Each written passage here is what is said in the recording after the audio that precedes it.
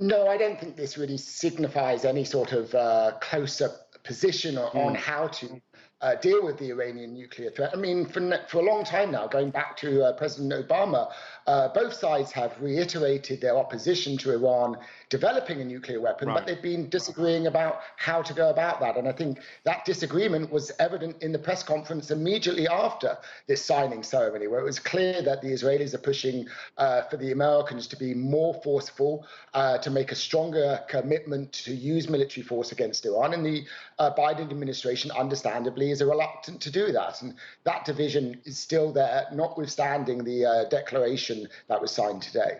Yeah, Yossi, let's pick up on that. What is exactly Israel's red line here? Because obviously they've dismissed the JCPOA or the resumption of it, although a lot of former officials have said it probably worked in Israel's interests. What do they want to see instead, apart from just some sort of alliance and ratcheting up of pressure on Tehran? And what are they willing to accept?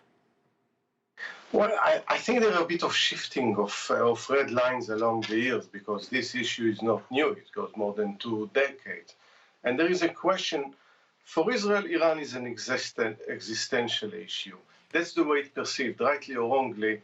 It's perceived as an existential issue. And it moves between the nuclear and Iranian adventurism elsewhere, whether it's in Syria or Lebanon, or its involvement in the Palestinian issue.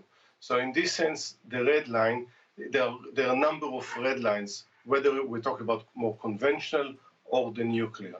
Now, the question, if there is a military option, as much as Israel talks about military option, I think most agree in Israel that definitely there is not an Israeli military option. And if there is a military option, it's a very limited one.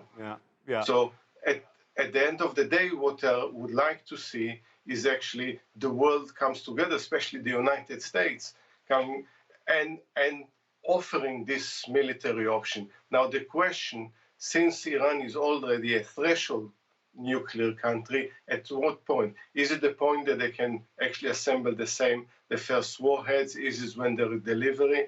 And that's the delivery option, and I think this is still open.